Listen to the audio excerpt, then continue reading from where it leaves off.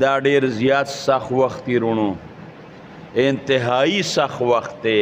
ځکه چې د چا نه د کمیسو پرتوګ وښکه او هغه د په لارو کوڅو کې بربنډو ګرځو، قسم په خدای خلک پې مړی کوي،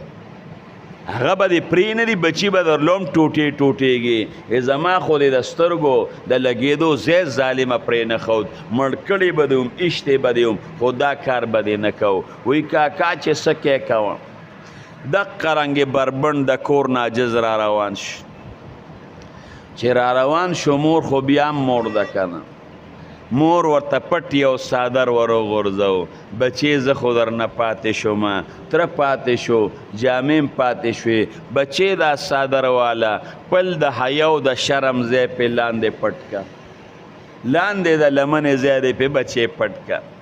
عبدالله هغې ځای نه دې خوا شو، په غوالو باندې پړسولی دی، هغه څادر یې په منځ باندې دوه ځایه که، نیم یې راتاو که لنګ یې د هغې نه ووو او نیم یې د ځان نه بره د کمیس په ځای باندې راتاو.